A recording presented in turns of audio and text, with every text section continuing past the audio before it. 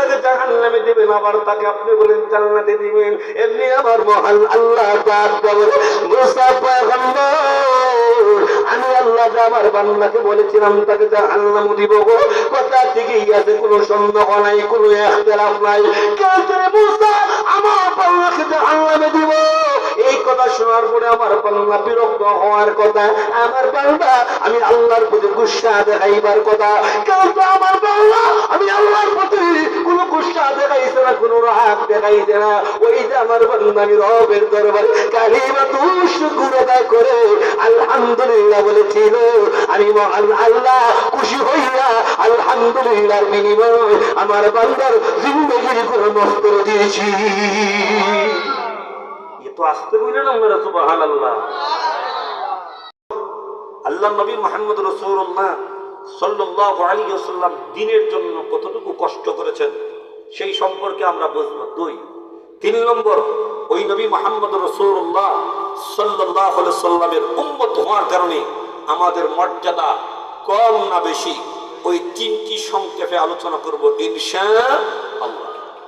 আসুন প্রথমে আমরা জেনে নিই আল্লাহ নবী মুহাম্মদ রাসূলুল্লাহ সাল্লাল্লাহু আলাইহি ওয়াসাল্লাম পৃথিবীর জমিনে যেই দিন আগমন ঘটলো, যেই দিন নবীজি দুনিয়াতে আসলেন, ওই জন্ম নিয়ে কিছু ইখতিলাফ আছে। কেউ বলেছেন নবীজি 570 খ্রিস্টাব্দে জন্মগ্রহণ করেছেন, কেউ বলেছেন 571 খ্রিস্টাব্দে, কেউ বলেন 8 রবিউল আউয়াল, কেউ বলেন 9 রবিউল আউয়াল, কেউ বলেন 10 রবিউল আউয়াল, কেউ বলেন 12 রবিউল আউয়াল। যাই হোক, প্রসিদ্ধ মত হলো 12 রবিউল আউয়াল সোমবার দিন আল্লাহ নবী মুহাম্মদ রাসূলুল্লাহ সাল্লাল্লাহু আলাইহি ওয়াসাল্লাম ইয়েতিম অবস্থায় এই দুনিয়াতে জন্মগ্রহণ করেন। বলেন অন্য মহিলা তার সন্তান জন্ম দিলে প্রসব বেদনা হয়, যন্ত্রণা হয়, কষ্ট হয়। পৃথিবীর মানুষেরা রে, আমার সন্তান মুহাম্মদ দুনিয়ার জন্য যেদিন আগমন ঘটলো, আমি আমেনা প্রসব বেদনা যন্ত্রণা মুটি টের পাইছি না।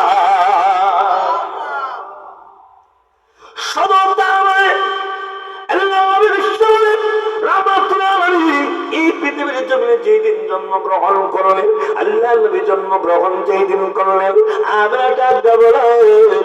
পৃথিবীর জমিনে মানুষগুলা শুনে রাখো, প্রত্যেকটা সন্তান জন্ম নেওয়ার সময় কিন্তু তার শরীরে ময়লা রক্ত লাগানো থাকে না। আমাদের দেবপানা এরকম ময়লা ছাড়া আইছে নি কেউ?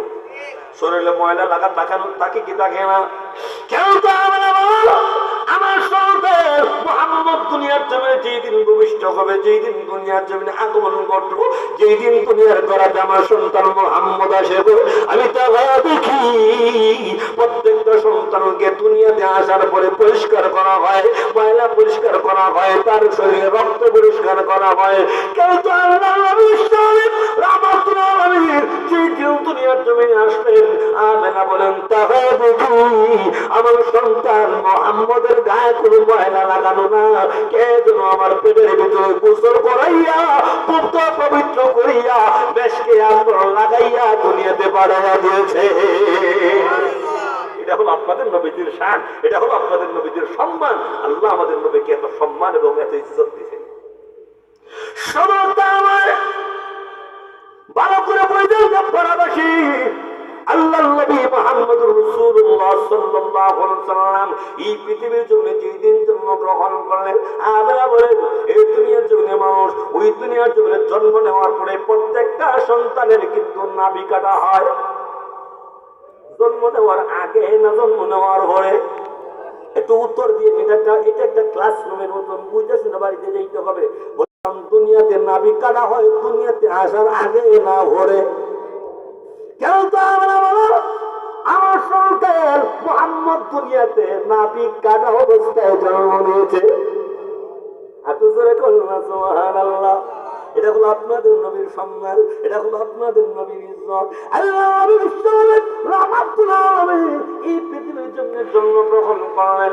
আমেনা বলেন প্রত্যেকটা সন্তান দুনিয়াতে আসার পরে 5 বছর, 6 বছর, 7 বছর, 8 বছর বয়সে তাকে মুসলমানি করা হয়, যাদেরকে আমরা খতনা বলি। কথা বলেন ঠিক কিনা? কেন তো আল্লাহ নবী বিশ্ব নবী রাহমাতুল আলামিন এই দুনিয়ার জন্য যেদিন জন্মগ্রহণ করেন, আমেনা তার নবীর জন্মের সাথে সাথে নিবিয়া যায়। ওই নবী মুহাম্মদ রাসূলুল্লাহ রাসূলুল্লাহ সাল্লাল্লাহু আলাইহি ওয়াসাল্লাম দুনিয়ার জমিনে জন্মগ্রহণ করলেন। এরপরে শুধু তা না, দাদা আব্দুল মুত্তালিব সাহেব তিনি ছিলেন খানা কাবার মুতাওয়াল্লি, তিনি খানা কাবার মুতাওয়াল্লি ছিলেন। আল্লাহর ঘরের ভিতরে 360টি দেবতা ছিল। হযরত দাদা আব্দুল মুত্তালিব সাহেব বলেন, আমি হঠাৎ করে লক্ষ্য করে দেখি খানা কাবার ভিতরে একটা মূর্তি দেখা যায় না, একটা মূর্তি দেখা যায় না। কি রে, ব্যাপারটা কি? একটা মূর্তি কেন দেখা যায় না? আমি একটু বোঝার দরকার, একটু উকি দিলাম। উকি দিয়ে যখন আমি আল্লাহর ঘরের দিকে তাকাইলাম, তাকায় দেখি একটা মূর্তি ওখানে না। নবীর জন্মের সাথে সাথে প্রত্যেকটা মূর্তি প্যান্ডে আমার আল্লাহর কুদরতি ভাই সাজদা দিয়েছে। আল্লাহু আকবার, আল্লাহু আকবার। আপনাদের নবীজির সম্মান কম না বেশি? এরপর আল্লাহর নবী বিশ্বনবী দুনিয়াতে যেদিন জন্মগ্রহণ করলেন, জন্ম নেওয়ার পরে এই পৃথিবীর জমিনের মধ্যে সর্বপ্রথম সবচেয়ে বেশি যিনি খুশি হয়েছিলেন, এই পৃথিবীর জমিনে সর্বপ্রথম সবচেয়ে বেশি খুশি হয়েছিল নবীজির চাচা আবু লাহাব। নবীজির চাচা আবু লাহাব এত খুশি হয়েছিল, ওনার বান্দির নাম ছিল শৈবা। শৈবা ডাক দেওয়া, আমার মালিক, এ আবু লাহাব, আপনার ভাতিজা অর্থাৎ আপনার ভাই আব্দুল্লাহর ঘরে একটি সন্তান জন্ম নিয়েছে, খুব সুন্দর টুকটুকে একটা সন্তান জন্ম নিয়েছে। এই খবরটা যখন আবু লাহাবের এখানে যখন ভাই পৃথিবীর জমিনে সর্বপ্রথম সবচাইতে বেশি খুশি হয়েছিল আবু লাহাব। এত খুশি হয়েছিল, আল্লাহ নবীর জন্ম সংবাদ পাড়াবাসী বলুন, আবু লাহাব খুশি কম ছিল না বেশি ছিল? কিন্তু নবীর জীবন আদর্শ গ্রহণ করে নাই, নবীজির জীবন আদর্শ গ্রহণ করে নাই। এই জন্য আবু লাহাব জাহান্নামে, এই জন্য আবু লাহাব জাহান্নামে। এরপরে আল্লাহর নবী বিশ্বনবী রাহমাতুল আলামিন দুনিয়াতে আসেন। আমার নবীর নাম তো প্রথম মুহাম্মদ ছিল না। মুহাম্মদ নামটা কোথা থেকে আসলো এটাকে একটু বোঝার দরকার। মুহাম্মদ নামের অর্থ হলো অধিক প্রশংসিত। মুহাম্মদ নামের অর্থ কি? আমার সঙ্গে বলেন, মুহাম্মদ নামের অর্থ কি? অধিক প্রশংসিত, অধিক প্রশংসিত। আমার সন্তান দুনিয়াতে যেই মুহূর্তে জন্মগ্রহণ করলো, আমি আমার সন্তানের চেহারা দিকে তাকাইলাম, তাকায় দেখি আমার সন্তানের চেহারাটা মুহাম্মদ। আমি আমার সন্তানের নাকের দিকে তাকাইলাম, তাকায় দেখি নাকটাও মুহাম্মদ। আমি আমার সন্তানের কপালের দিকে তাকাইলাম, কপালটাও মুহাম্মদ। আমি আমার সন্তানের মাথার দিকে তাকাইলাম, মাথাটাও মুহাম্মদ। আমার সন্তানের চুলের দিকে তাকাইলাম, চুলটাও মুহাম্মদ। অর্থাৎ অধিক প্রশংসিত, অধিক প্রশংসিত। এর চাইতে প্রশংসিত বলা আর কেউ হতে পারে না, কেউ হতে পারে না। আমি আমার সন্তানের চুটের দিকে তাকাইলাম, তাকায় দিকে চুটটাও মুহাম্মদ। আমি আমার সন্তানের জিহ্বার দিকে তাকাইলাম, জিহ্বাটাও মুহাম্মদ। আমি আমার সন্তানের সিনার দিকে তাকাইলাম, সিনাটাও মুহাম্মদ। আমার সন্তানের হাতের দিকে তাকাইলাম, হাতটাও মুহাম্মদ। সন্তানের পায়ের দিকে তাকাইলাম, পাটাও মুহাম্মদ। সন্তানের চাউনির দিকে তাকাইলাম, চাউনিটাও মুহাম্মদ। আমার আল্লাহ ডাক দিল, হে আল্লাহ, তোমার কাছে যদি আমার বন্ধুর সবকিছুই যদি অধিক প্রশংসিত হয়ে থাকে, মুহাম্মদ হয়ে থাকে, মুহাম্মদ হয়ে থাকে,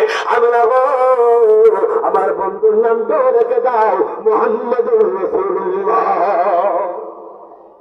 আল্লাহ নবী মুহাম্মদ রাসূলুল্লাহ সাল্লাল্লাহু আলাইহি ওয়াসাল্লাম এই দুনিয়ার জন্য জন্মগ্রহণ করলেন, এই দুনিয়ার জন্য তিনি আসলেন।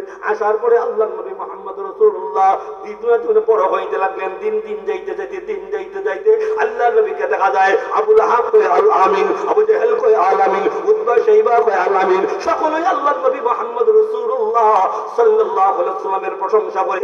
দেখা যায় সমস্ত মক্কা নগরীতে দেখা যায় আল্লাহ নবী সাল্লাল্লাহু আলাইহি ওয়াসাল্লামের প্রশংসা দেখা যায় ছড়াইয়া ছিটাইয়া পড়েছে। মদিনাতুল মুনাওয়ারায় যেদিক দিয়ে যায় ওদিক দিয়ে আল্লাহ নবী মুহাম্মদ রাসূলুল্লাহ সাল্লাল্লাহু আলাইহি ওয়াসাল্লামের প্রশংসা ছড়াইয়া ছিটাইয়া পড়েছে। দেখেন কত মহব্বত করতো, কত ভালোবাসতো। আল্লাহ নবীর বয়স যখন ৩৫, কত? আল্লাহ নবীর বয়স যখন ৩৫, আল্লাহর ঘর খানা কাবার পুরাতন মলটাকে ভাঙিয়া নতুন ওয়ান নির্মাণ করার জন্য সকলেই প্রস্তুতি নিয়েছে। নতুন ওয়ান নির্মাণ করিয়া আল্লাহর ঘরে যে কালো পাথরটা আছে, যেই কালো পাথরটাকে চুম্বন করলে অথবা ইশারা ইঙ্গিত করলে আল্লাহ জিন্দেগির গুনাহ মাফ করে দেয়। ওই কালো পাথরটা কে রাখবে? নেতাদের মধ্যে ঝগড়া। আমাদের সমাজে আছে না, গুত্র লইয়া ১০ জন ৫ জন যদি নেতা থাকে, ১০ জনের মধ্যে নেতা না মিলি দিন দিব না হয় এটা মিলি দিন দিব, ঘরে দেখা যায় কল্লা হয় না হয় আছে না সমাজে। এখন মনে করেন তাদের ১০ জন নেতার মধ্যে ঝগড়া। একজন কয়ে ঝগড়া করার দরকার নাই, আগামীকালকে সর্বপ্রথম খানা কাবার যিনি প্রবেশ করবেন ইনি হয় সালা দিবেন। ঠিক আছে, পরের দিন সকাল বেলায় মহান আল্লাহ সর্বপ্রথম তার হাবিব মুহাম্মদ রাসূলুল্লাহ আল্লাহ ঢুকাইয়া দিয়েছেন। এটা আমাদের মুহাম্মদ। মুহাম্মদ যেই ভাষা দিবে এই ভাষা আমরা মেনে নিব। আল্লাহ নবীর কাছে গিয়ে কও মুহাম্মদ আমরা বড় বিপদে পড়ছি, একটা সমাধান দাও। কি সমস্যা? এরকম এরকম। নবীজি চাদর মুবারক বুঝাইলেন। মনে করেন আমি বোঝার জন্য বলতেছি এটা হলো পাথর, এই পাথরটা বলে তোমরা উঠাও। পাথর উঠানোর পরে বললেন কয়জন নেতায় ঝগড়া লাগছো? 10জন নেতার দরকার আছে। রসুল বলেন 10 জন এই চাদর এই ইটার মধ্যে তোমরা ধরো। সকলেই দইয়া নিয়ে এই পাথরটা কাছে নিল। নবীজি পাথরটা নিজ হাতে রাখলেন। এবার বলুন রসুলের ইনসাফ বিচার হইল কিনা? 10 জনের ধরা হইল কিনা? সকলেই দেখে খুশি হয়। মুহাম্মদ ইনসাফ করনেওয়ালা, মুহাম্মদ সত্যবাদী, মুহাম্মদের চাইতে সুন্দর বিচার করনেওয়ালা আর কেউ পৃথিবীতে হতে পারে। কিন্তু বান্দরের দল হলে নবীর এত মহব্বত করতো, এত ভালোবাসতো, রসুলকে এত সম্মান করতো, এত ইজ্জত দিত। কিন্তু বান্দরের দল যখন 40 বছর একদিন উপনীত হইছে, যেই মুহূর্তে আল্লাহ কইছে লা ইলাহা ইল্লাল্লাহ, আল্লাহ ছাড়া কোনো ইলাহ নাই, আল্লাহ ছাড়া কোনো মাবুদ নাই, আল্লাহকে এক আল্লাহ মানতে হবে। এক আল্লাহ মানলে হলে লাতুজ্জামানের পূজা করতে পারবে না, চন্দ্র পূজা করতে পারবে না, সূর্য পূজা করতে পারবে না, কালিমার পূজা করতে পারবে না, দেবদেবীর পূজা করতে পারবে না। এমনি পারে বাপরে বাপ। মুহাম্মদ তো যেমন তেমন বেড়া না। এতদিন পর্যন্ত বুঝলাম বালা মুহাম্মদ তার বাপ দাদার ধর্মের মধ্যে খালি মারছে, অতএব মুহাম্মদকে মানা যাবে। 40 বছর পর্যন্ত রসুলকে সম্মান দিছে কেন? 40 বছরে আগে কোনদিন রসুল কইছে না নামাজ পড়তে হবে, 40 বছরে কোনদিন কইছে না রোজা রাখতে হবে, হজ করতে হবে, যাকাত দিতে হবে, পর্দা থাকতে হবে। তোমরা এই কাজ করো না, ওই কাজ করো না, বলেন নাই নবীজি 40টা বছর পর্যন্ত। এই জন্য নবী খুব ভালো, এই জন্য নবী খুব ভালো, নবীদের প্রশংসা। কিন্তু স্বার্থের মধ্যে আঘাত করবো দেখা যায় মানুষ চিনা যায়। কথা কয় না? আমরা ইমাম সাহেবের মতন ইমাম সাহেব আর দেব করা হইতে না। মাঠে গিয়ে শাস্ত্র লোক আমরা ইমাম পাইছি, ইমাম পাইছি। যে মুহূর্তে ইমাম সাহেব পরের জন্য খালি সুদের ওয়াজ করছে, ঘুষের ওয়াজ করছে, ইমাম সাহেব হুজুর মুরব্বী মানুষ হয়ে গেছেন আর কত ডাক্তার আপনার চাকরি করতে কাটকি গোল। এতদিন পর্যন্ত ইমাম বড় বলে, কিন্তু যেই দিন থেকে ইমাম হকের ওয়াজ করছে, সুদের ওয়াজ করছে, ঘুষের ওয়াজ করছে, ততদিন পর্যন্ত কি ওই ইমাম সাহেব পারে না। ঠিক তদ্রুপভাবে এতদিন পর্যন্ত রসুলকে কয় আলামিন সত্যবাদী। ওই আবু জাহিল্লা, আবু লাহাইবা, উতবা, সাইবা আমার নবীকে গালি দিত, আমার নবী সাল্লাল্লাহু আলাইহি ওয়াসাল্লামকে কথা বলতো। কিন্তু এর আগে রসুলকে এত সম্মান দিত, এত ইজ্জত দিত। এত ইজ্জত দেওয়ার পরে যেই দিন নবী বলেন লা ইলাহা ইল্লাল্লাহ মুহাম্মাদুর রাসূলুল্লাহ, তোমরা আল্লাহকে এক আল্লাহ মানতে হবে, আমাকে নবী মানতে হবে। আমাকে নবী মানলে লাতুজ্জামানের পূজা করতে পারবে না, সূর্যের পূজা করতে পারবে না, গাছের পূজা করতে পারবে না, কালিমার পূজা করতে পারবে না, চন্দ্র পূজা করতে পারবে না, আর দেবদেবীর পূজা করতে পারবে না। এমনি করে বাপরে বাপ মুহাম্মদ তো পারে না। কারণ কুসা না দিলে কে বালা কে খারাপ চিনা যায় না। কুসা না দিলে কে বালা কে খারাপ এমনি সকলই বালা। কথা কোন ঠিক না? এখন রসুলের দুষ পাইতো কিনা? 40 বছরের পর্যন্ত কোনদিন দোষ হয়েছে না, একটা ওয়াদা লঙ্ঘন হয়েছে না, কোনদিন রাসূলুল্লাহ খারাপ ব্যবহার করছে না, কোন দোষ আছে? দোষ নাই। এবার রাসূলুল্লাহ সাল্লাল্লাহু আলাইহি ওয়াসাল্লামের ঘরে যে সন্তানরা জন্ম দিয়েছেন, কেউ মেয়ে সন্তান, কেউ ছেলে সন্তান। ছেলে সন্তান দুনিয়ার জমিন থেকে বিদায় নিছে, মেয়ে সন্তান দুনিয়ার জমিনে জীবিত আছে। এমনি আবু লাহাব আবু জাহিল ভাইয়া বসে শুধু কিতা মুহাম্মদ তো আপনার জোরে কোন না নাউজুবিল্লাহ, তো মুহাম্মদ তো লেসকাটা বা কেন? মুহাম্মদ দুনিয়ার জমিন থেকে চলে যাওয়ার পরে মুহাম্মদের নাম নেওয়ার মতন কেউ থাকতো না। কারণ বাপের ভিটার মধ্যে বাতি জ্বালায় ছেলেরা। কথা বলে না? আর মেয়েদেরকে বিবাহ দিয়া বাপের বাড়ি জামাই বাড়ি পৌঁছায় দেয়। এখন এরা কইছে দেখছনি মুহাম্মদের নাম নেওয়ার মতন তো কেউ থাকতো না। মুহাম্মদ তো আত্মার, মুহাম্মদ তো লেসকাটা, মুহাম্মদ তো নির্বংশ। এই যখন আল্লাহ নবীকে যখন কটূক্ত করে শুরু করলো, তখন আমার মহান আল্লাহ নবীতে আট করে না, নবীতে লেসকাটা না, নবীতে নির্বংশ না, আল্লাহ সান্ত্বনা দিয়া রাসূলকে আল্লাহ সূরাতুল কাউসার আল্লাহ নাযিল করলেন। আল্লাহ বলেন ইন্না আ'তাইনাকাল কাউসার ফাসাল্লি লিরাব্বিকা ওয়ানহার ইন্না শানিআকা হুয়াল আবতার। আমি আল্লাহ আপনাকে কাউসার দান করলাম। এর এক ব্যাখ্যা হলো দেখো, আমি আল্লাহ আপনাকে বেশি বেশি করে উম্মত দান করলাম। আল্লাহ রাব্বুল আলামিন সবচেয়ে বেশি উম্মত আল্লাহ আমাদেরকে দান করেছেন। আপনাকে বেশি উম্মত দান করেছি। যে আবু জাহেল আপনাকে বলেছিল আপনার লেজ কাটা, বলুন আবু জাহেল লেজ কাটা না নবীর লেজ কাটা না আবু জাহেল লেজ কাটা? আবু জাহেল লেজ কাটা। আল্লাহ ভাই আবু জাহেল তুই আমার নবীকে লেজ কাটা কইছল, জানিয়ে রাখিস তোর নাম নেওয়ার মতন কেউ থাকতো না। আমাদের নাম নেওয়ার মতন কেউ আসেনি নাই। বলেন আবু জাহিল্লা আবু লাহাবের নাম নেওয়ার মতন কেউ নাই। আমার নবীকে গালি দেয়। আল্লাহ ভাই আবু জাহিল্লা আমার নবীকে গালি দিছস, জানিয়ে রাখিস আমি মহান আল্লাহ রাব্বুল আলামিন মুসলমানদের শান্তির জায়গা তোর ঘরের মধ্যে করব।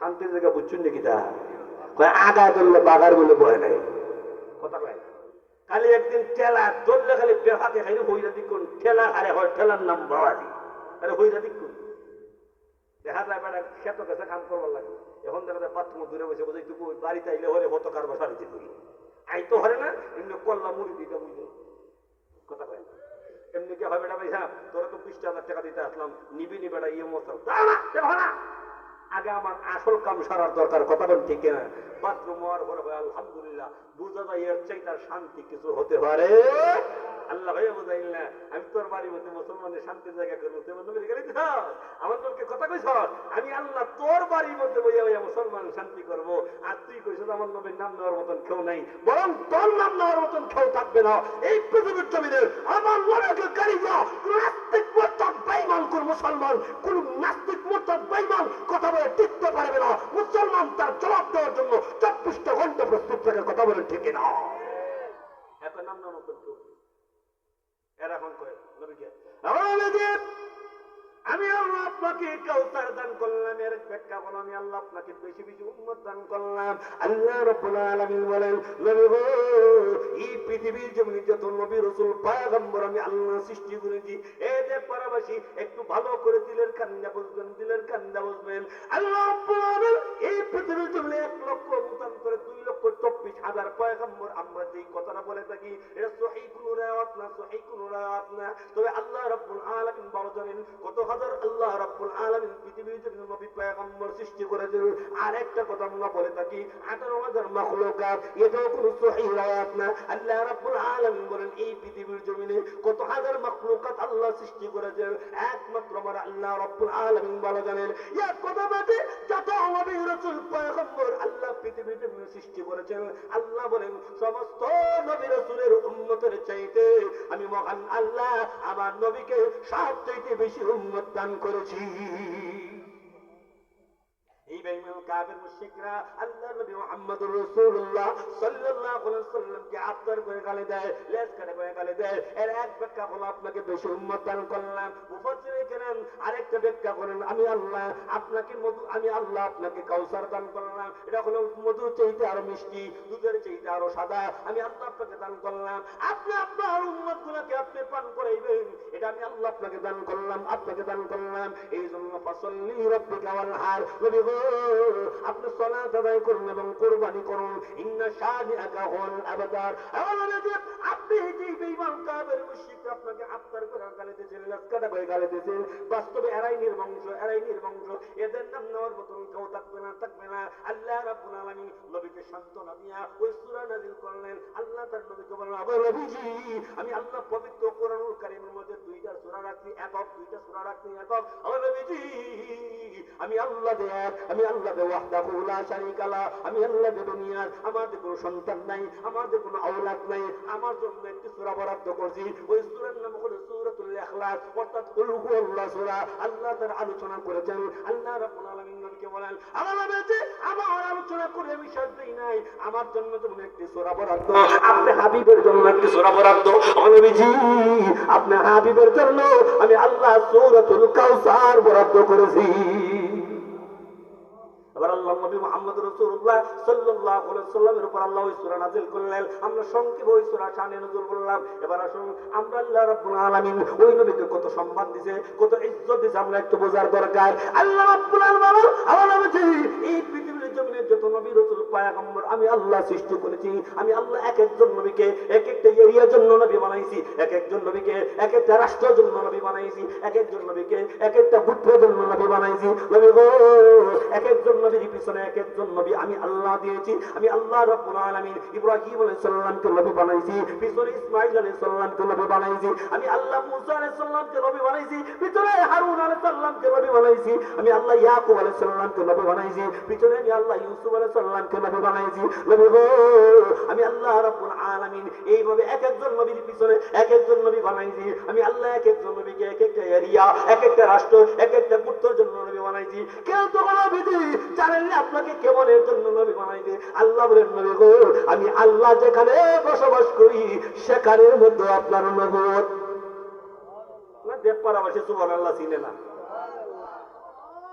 আল্লাহ নবী মুহাম্মদ রাসূলুল্লাহকে আল্লাহ ডাক দেন, আমার নবীজি আমি আল্লাহর আরশের জন্য বসবাস করি, আমি আল্লাহর আরশের জন্য আল্লাহ, আপনি আরশের জন্য নবী, আমি আল্লাহ লৌহ কলমের আল্লাহ, আপনি লৌহ কলমের নবী, আমি আল্লাহ সিদরাতুল মুনতাহার আল্লাহ, আপনি সিদরাতুল মুনতাহার নবী, আমি আল্লাহ জান্নাতের আল্লাহ, আপনি জান্নাতের নবী, আমি আল্লাহ জাহান্নামের আল্লাহ, আপনি জাহান্নামের নবী, আমি আল্লাহ লৌহ কলমের আল্লাহ, আপনি লৌহ কলমের নবী, আমি আল্লাহ সিদরাতুল মুনতাহার আল্লাহ, সিদরাতুল মুনতাহার নবী, আমি আল্লাহ দুজখের আল্লাহ, আপনি দুজখের নবী, আমি আল্লাহ আসমানের আল্লাহ, আপনি আসমানের নবী, আমি আল্লাহ ফেরেশতার আল্লাহ, আপনি ফেরেশতার নবী, আমি আল্লাহ নবীদের আল্লাহ, আপনি নবীদের নবী, আমি আল্লাহ মানুষের আল্লাহ, আপনি মানুষের নবী, আমি আল্লাহ জিন্দের আল্লাহ, আপনি জিন্দের নবী, আমি আল্লাহ জমিনের আল্লাহ, আপনি জমিনের নবী, আমি আল্লাহ আওয়ালের জন্য আল্লাহ, আপনি আওয়ালের জন্য নবী, আমি আল্লাহ আখিরের আল্লাহ, আপনি আখিরের জন্য নবী।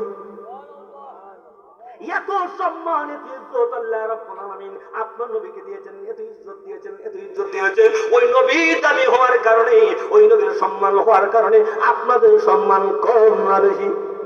আরো যখন কম না বেশি? এই নবী শ্রেষ্ঠ, আমরা শ্রেষ্ঠ।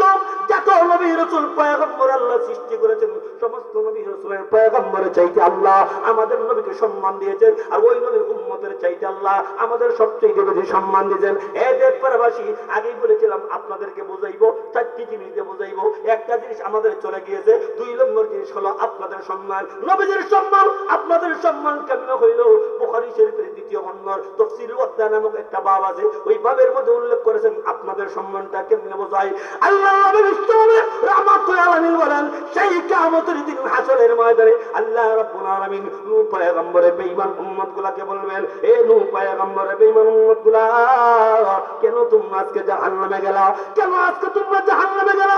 তোমাদের কাছে কোন নবী রাসূল কি পয়গম্বর যায় নাই? কোন কাজ করলে পরে জান্নাতে যাইবা, কোন কাজ করলে জাহান্নামে যাইবা, এমন দিক নির্দেশনা দেওয়ার জন্য কি কোন নবী রাসূল পয়গম্বর তোমাদের কাছে যায় নাই? আল্লাহ রাব্বুল আলামিন যখন নূহ পয়গম্বরের বেঈমান উম্মতগুলোকে যখন জিজ্ঞাসা করবেন, নূহ পয়গম্বরের বেঈমান উম্মতগুলো বলবে, প্রভু দুনিয়াতে কোন কাজ করলে জান্নাতে যাইব, কোন কাজ করলে জাহান্নামে যাইব, এমন দিক নির্দেশনা দেওয়ার জন্য কোন নবী রাসূল পয়গম্বর যায় নাই। আমি দেবপাড়াবাসীর কাছে জানতে চাই, এরা সত্য কইল না মিথ্যা কইল?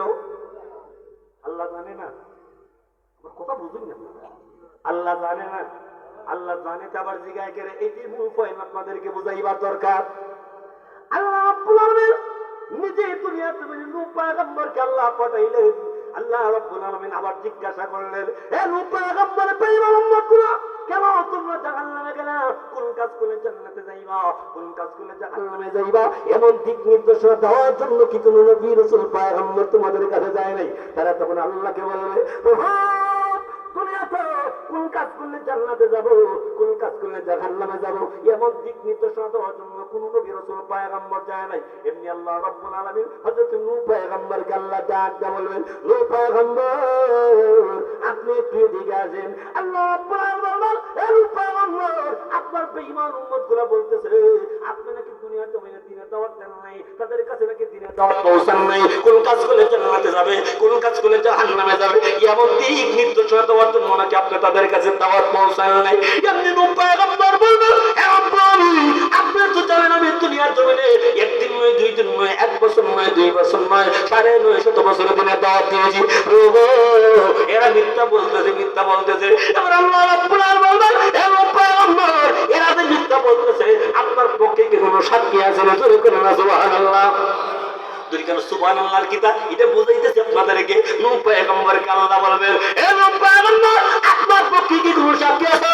নূহ পয়গম্বর আল্লাহকে ডাক দিয়ে বলবেন, প্রভু অবশ্যই আমার পক্ষে সাক্ষী আছে।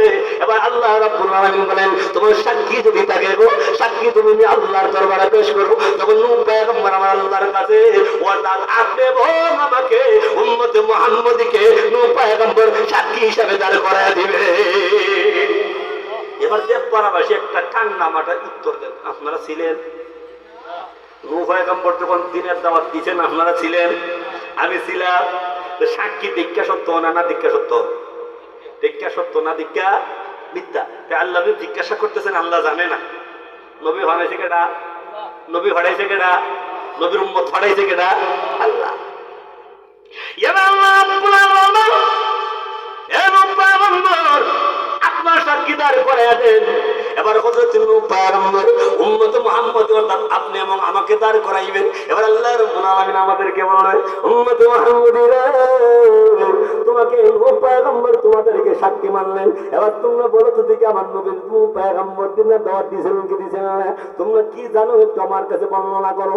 এমনি আমরা একবার কি বলবো, প্রভু দুনিয়া জমিনে নূহ পয়গম্বরের দিন নয়, 2 দিন নয়, 950 বছর দিনের দাওয়াত দিয়েছেন। নূহ পয়গম্বর ইসলামের দাওয়াত দিয়েছেন। বেঈমান না গ্রহণ করে নাই, বেঈমান না গ্রহণ করে নাই। যেই মুহূর্তে আমরা সাক্ষী দিব, এমনি নূহ পয়গম্বরের বেঈমান উম্মতগুলো বলবে, আল্লাহ সাক্ষী মানি না, সাক্ষীদের উপর অনাস্থা। সাক্ষী মানি না, সাক্ষীদের উপরে কেন তোমরা মানো না? আল্লাহ এদেরকে জিজ্ঞাসা দিকে তখন তারা ছিল কিনা?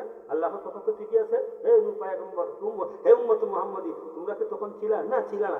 তোমরা না ছিলা না, তোমরা সাক্ষী দিলা কেমনে? তোমরা তো দেখছো না, না দেখে সাক্ষী দিলা কেমনে? তোমরা হয় না কোথার থেকে? তখন আমরা সকলেই এক বাক্যে দলিল দিব, হারেস দিব, আল্লাহ আমাদেরকে শিক্ষা দিয়েছেন আপনার প্রাণের হাবিব মুহাম্মদুর রাসূলুল্লাহ।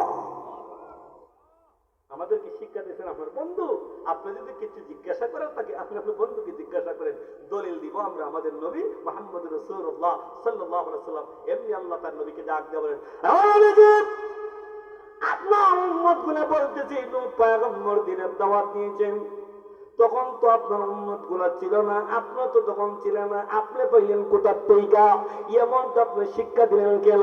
এমনি হযরত নবী মুহাম্মদ রাসূলুল্লাহ সাল্লাল্লাহু আলাইহি ওয়াসাল্লাম আল্লাহকে বললেন, দুনিয়ার জমিনে আমার কাছে ফেরেশতাদের সর্দার যিনি বলেন হযরত জিবরাইল আলাইহিস সালাম, ওই জিবরাইল আমিন আমার কাছে আপনার পবিত্র কোরআনুল কারীম 30 বার নাযিল কইরা আমার কাছে নিয়ে পৌঁছায় দিয়েছে। আমি পেয়েছি আপনার পবিত্র কোরআনুল কারীমের মধ্যে, আপনার পবিত্র কোরআনুল কারীম যদি সত্য হয়ে থাকে গো, আমার শিখানো উম্মতগুলোকে আমার শিখানো সত্য, আমার শিখানো যদি সত্য হয়ে থাকে গো, আমার উম্মতের সাক্ষী সত্য, উম্মতের সাক্ষী যদি সত্য হয়ে থাকে গো, বেঈমানদের ওয়ানাস্তা বাতিল, বেঈমানদের ওয়ানাস্তা। এবার প্রশ্ন লাগে, আল্লাহ রাব্বুল আলামিন হাসরের ময়দানে কেন উম্মতে মুহাম্মদের সাক্ষী নেবেন? এটাই ছিল আমার মূল লক্ষ্য, উদ্দেশ্য আপনাদেরকে বোঝায়। আল্লাহ রাব্বুল আলামিন যত নবী রাসূল পয়গম্বর পৃথিবী জমিনে আল্লাহ সৃষ্টি করেছেন, ইব্রাহিম নবীর উম্মত আছে, ঈসা নবীর উম্মত আছে, দাউদ নবীর উম্মত আছে, মুসা নবীর উম্মত আছে, হারুন নবীর উম্মত আছে, ইদ্রিস নবীর উম্মত আছে, ইউসুফ নবীর উম্মত আছে। এক কথা বাকি প্রত্যেকটা নবীর উম্মত আছে। আল্লাহ অন্য কোন নবীর উম্মতের সাক্ষী আল্লাহ নিলেন না, তাহলে উম্মতে মুহাম্মদের সাক্ষী আল্লাহ কেন নিলেন? আল্লাহ রাব্বুল আলামিন হাসরের ময়দানে সমস্ত নবী রাসূলদেরকে একত্রিত করিয়া, সমস্ত নবী রাসূলের উম্মতদেরকে একত্রিত করিয়া হাসরের ময়দানে উম্মত মুহাম্মদের সাক্ষী নিয়ে আল্লাহ প্রমাণ করে দিলেন শ্রেষ্ঠ নবীর শ্রেষ্ঠ উম্মত, শ্রেষ্ঠ নবীর শ্রেষ্ঠ উম্মত।